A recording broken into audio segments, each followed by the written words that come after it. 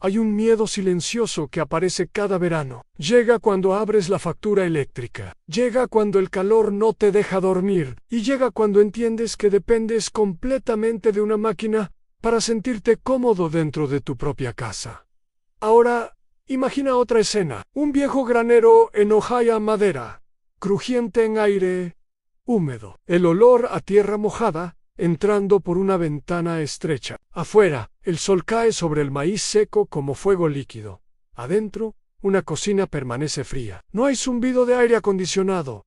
No existen cables escondidos. Solo una sábana húmeda moviéndose lentamente con la brisa. Escuchas agua caer en un recipiente metálico.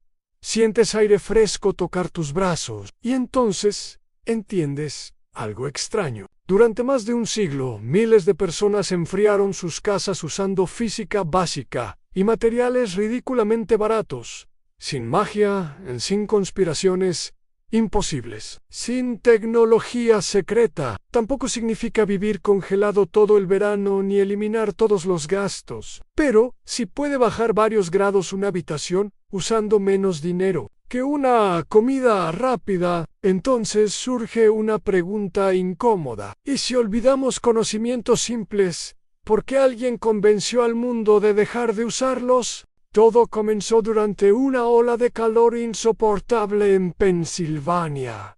El pavimento parecía derretirse. Las ventanas ardían al tocarlas, y el aire dentro de mi casa se sentía atrapado, pesado, agotador. Esa semana, mi factura eléctrica superó los $300. Lo peor no era el dinero, era la sensación de dependencia. Cada habitación necesitaba una máquina funcionando para seguir siendo habitable.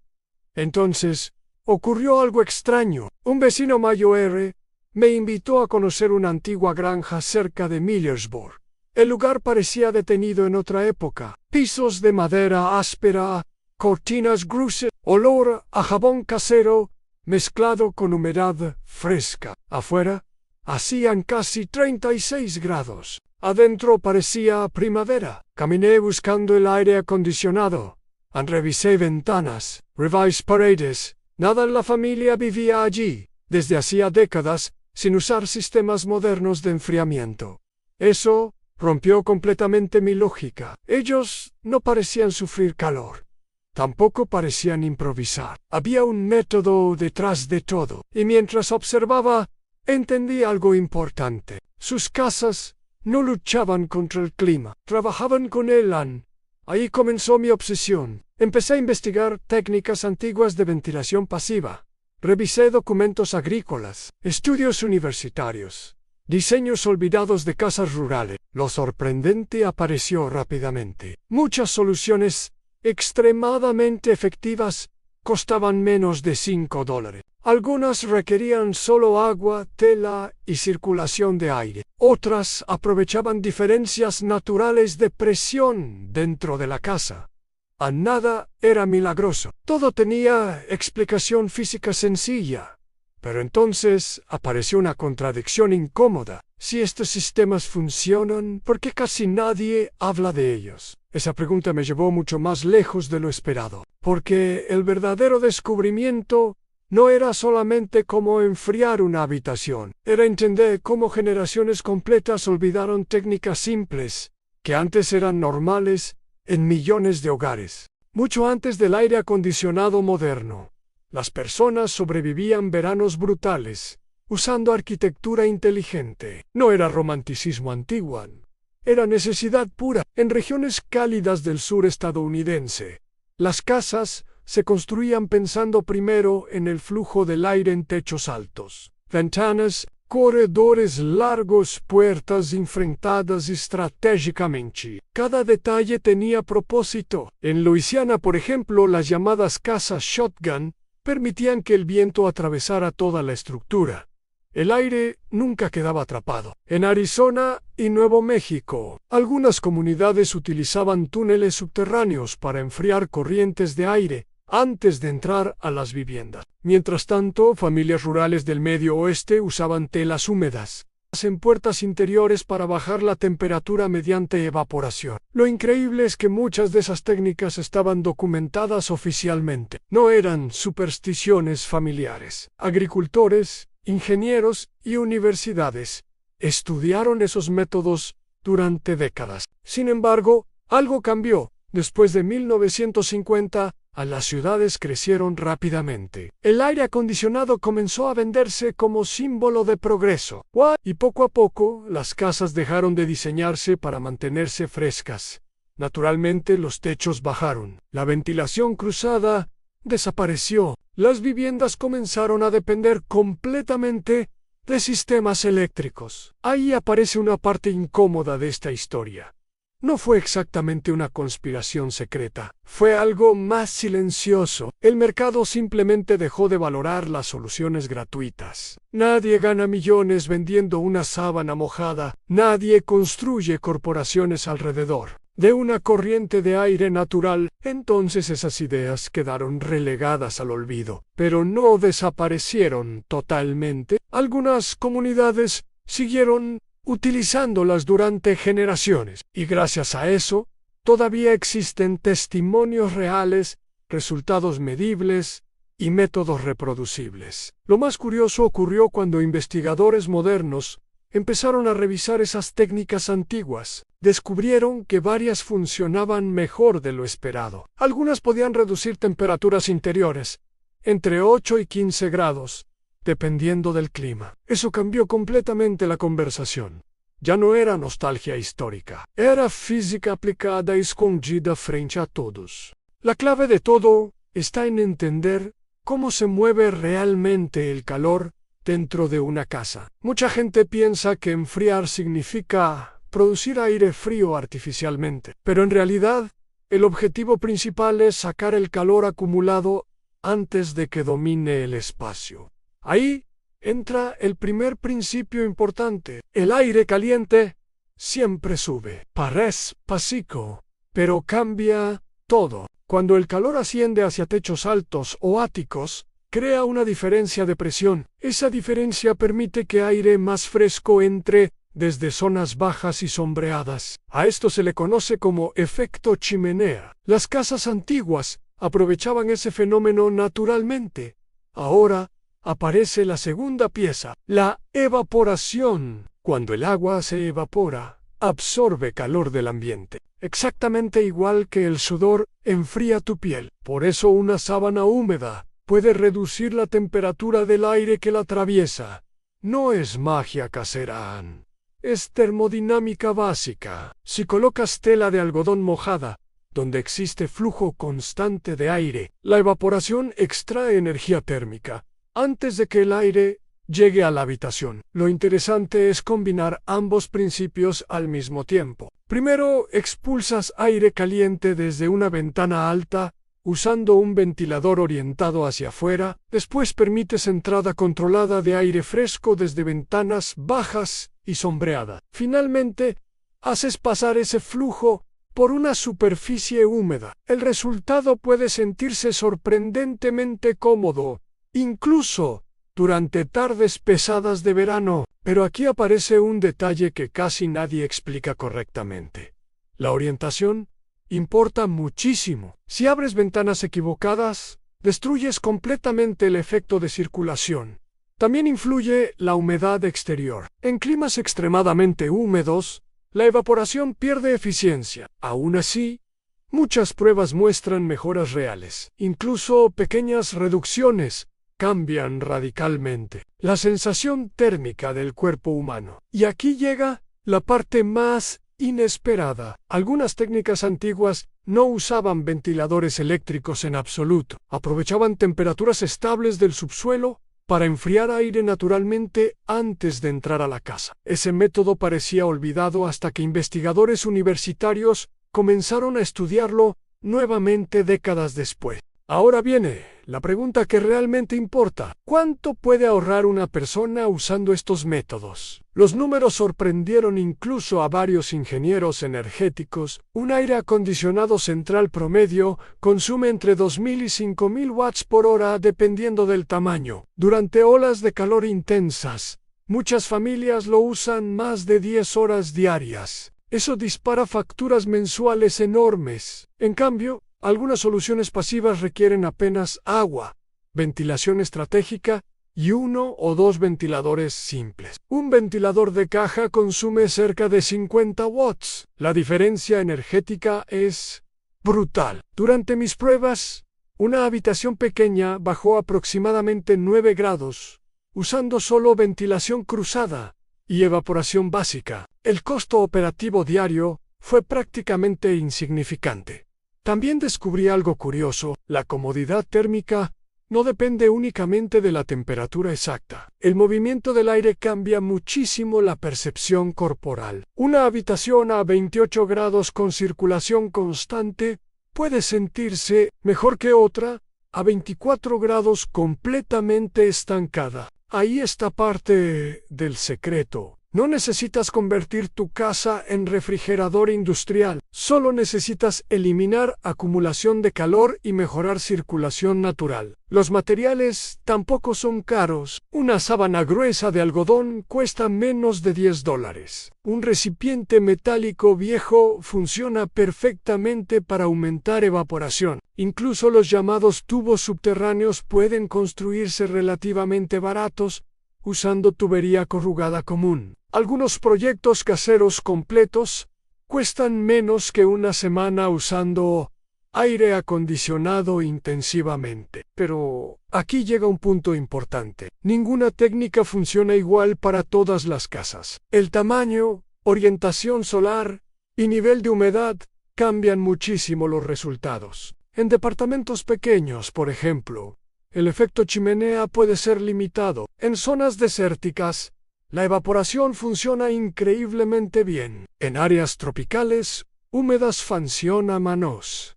Esa honestidad importa, porque muchas personas abandonan métodos útiles esperando resultados imposibles. La verdadera ventaja aparece cuando combinas varias estrategias pequeñas inteligentemente, y justamente ahí es donde la mayoría comete errores graves que arruinan completamente el sistema. El mayor problema no es el calor exterior, es el calor atrapado dentro de la estructura. Mucha gente prueba una técnica durante media hora y concluye que no funciona, pero olvidan algo crucial. Las paredes almacenan temperatura durante horas, los techos también. Si una casa absorbió calor todo el día, el ambiente seguirá pesado, incluso después del atardecer. Ahí entra el verdadero punto de inflexión. El enfriamiento pasivo depende muchísimo del momento exacto en que actúa. Las familias antiguas entendían perfectamente ese ritmo. Abrían ventanas antes del amanecer, permitían entrada de aire frío nocturno. Después cerraban ciertas áreas estratégicamente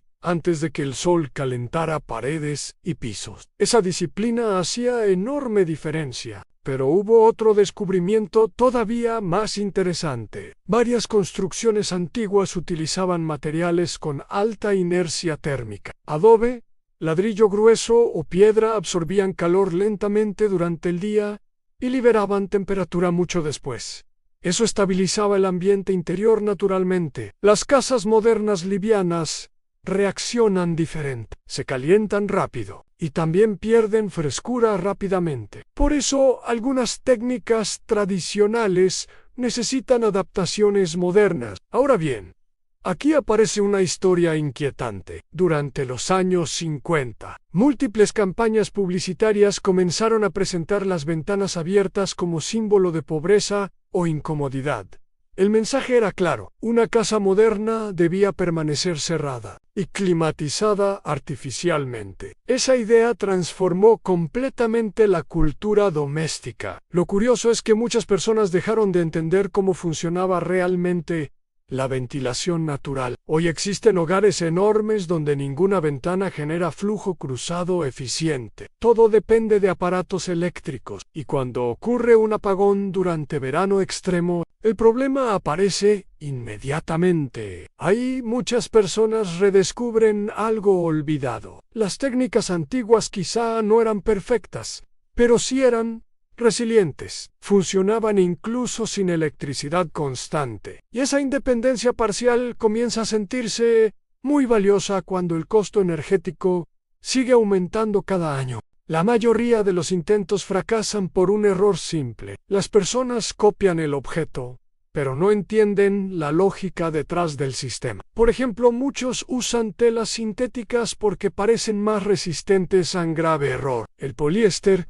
casi no absorbe agua correctamente. La evaporación ocurre mal y el efecto disminuye muchísimo. El algodón grueso funciona mejor porque distribuye humedad uniformemente. Otro fallo común ocurre con los ventiladores. Muchísima gente los apunta hacia adentro, esperando sentir aire frío directamente. Pero el verdadero truco consiste en expulsar aire caliente hacia afuera desde una ventana alta. Ahí se genera la diferencia de presión necesaria para mover toda la casa. También importa muchísimo la ubicación de entrada de aire. Si abres ventanas soleadas, introduces calor adicional inmediatamente. Las entradas ideales suelen estar en lados sombreados, especialmente orientados al norte o protegidos por árboles. Luego aparece el método más avanzado, el famoso tubo subterráneo. Aquí sí existen detalles críticos. La profundidad importa muchísimo. Si el tubo queda demasiado superficial, absorberá calor del suelo caliente durante verano. También necesitas inclinación adecuada para evitar acumulación de humedad dentro del sistema. Y jamás debes olvidar protección contra insectos o pequeños animales. Parece detalle menor hasta que descubres malos olores saliendo directamente hacia tu habitación. Otro punto clave es la longitud. Tubos demasiado cortos casi no enfrían. El aire necesita tiempo suficiente para intercambiar temperatura con la tierra. Algunos experimentos caseros fallan simplemente porque la tubería mide pocos metros. Pero cuando el diseño está bien hecho, los resultados pueden ser sorprendentes. Varias pruebas muestran aire entrando entre 15 y 20 grados más frío que el exterior. Y aquí aparece algo fascinante. Muchas civilizaciones antiguas ya entendían principios parecidos miles de años atrás. Persas, romanos y pueblos del norte africano construían sistemas completos alrededor de circulación térmica natural. Nosotros no inventamos estas ideas, solo las olvidamos durante un tiempo. Ahora toca hablar honestamente sobre limitaciones reales. Ningún sistema pasivo convertirá una casa entera en refrigerador perfecto durante una ola extrema de calor tropical. Esa expectativa destruiría cualquier credibilidad. Los resultados dependen muchísimo del clima local, aislamiento, orientación solar y tamaño de la vivienda. En regiones húmedas, por ejemplo, la evaporación pierde eficiencia porque el aire ya contiene demasiada agua. Ahí conviene priorizar ventilación cruzada y extracción de calor acumulado. También existe otro límite importante. Algunas casas modernas fueron diseñadas ignorando completamente circulación natural. Ventanas pequeñas, distribución cerrada y techos bajos dificultan muchísimo crear flujo eficiente. Aún así, eso no significa rendirse. Incluso reducciones moderadas pueden mejorar enormemente el confort cotidiano. Bajar 5 grados reales dentro de una habitación cambia completamente la experiencia física y mental. Otro punto importante es el mantenimiento. Las telas húmedas necesitan limpieza frecuente para evitar olores. Los tubos subterráneos requieren drenaje adecuado. Los ventiladores deben colocarse correctamente según dirección del viento predominante. Nada complicado, pero sí exige atención. También conviene entender cuándo vale realmente la pena. Si vives en un departamento pequeño, sin ventilación exterior útil, quizá obtengas beneficios limitados, pero en casas con patio, ático o ventanas opuestas, las mejoras pueden ser impresionantes. Y existe una ventaja que pocas personas mencionan. Estos métodos reducen dependencia energética incluso cuando sigues usando aire acondicionado ocasionalmente. Eso significa menos consumo, menor desgaste y facturas considerablemente más bajas. No necesitas abandonar completamente la tecnología moderna para aprovechar conocimientos antiguos. Esa falsa dicotomía confunde a mucha gente. El objetivo no es regresar al siglo XIX. El objetivo es recuperar estrategias inteligentes que todavía funcionan hoy. Y cuando entiendes eso, ocurre algo curioso. Empiezas a mirar tu casa de manera diferente. Ya no ves solo paredes y ventanas. Empiezas a ver corrientes de aire, zonas térmicas y oportunidades ocultas dentro del espacio cotidiano. Al final, esta historia nunca trató solamente sobre enfriar habitaciones. Trata sobre recuperar comprensión básica del lugar donde vivimos. Durante décadas, millones crecieron creyendo que la comodidad dependía exclusivamente de consumir más energía, más aparatos, a más gasto mensual, a más dependencia. Pero entonces aparece una vieja granja silenciosa, una sábana húmeda moviéndose lentamente, una corriente fresca entrando desde la sombra, y toda esa lógica comienza a romperse. Lo más poderoso de estos métodos no es ahorrar dinero, aunque ahorrar importa muchísimo. Lo verdaderamente impactante es descubrir que muchas soluciones simples siguen funcionando porque las leyes físicas jamás dejaron de existir. El calor todavía sube, el agua todavía evapora, la tierra sigue manteniendo temperaturas estables bajo nuestros pies. Nada de eso cambió. Lo único que cambió fue nuestra relación con ese conocimiento. Tal vez no uses un tubo subterráneo mañana, tal vez nunca abandones completamente tu aire acondicionado. Y está bien. Pero incluso entender una pequeña parte de estos sistemas transforma algo dentro de ti. Empiezas a cuestionar cuántas otras soluciones olvidadas siguen escondidas detrás de hábitos modernos que aceptamos automáticamente. Esa es la verdadera revelación. Nuestros abuelos no tenían acceso a tecnología avanzada, pero sí entendían profundamente cómo trabajar junto al entorno en vez de luchar constantemente contra él. Y quizás la pregunta más importante no sea cómo enfriar una habitación por $5. Quizás la verdadera pregunta sea esta: ¿cuántas respuestas útiles seguimos ignorando simplemente porque dejaron de ser rentables para alguien más?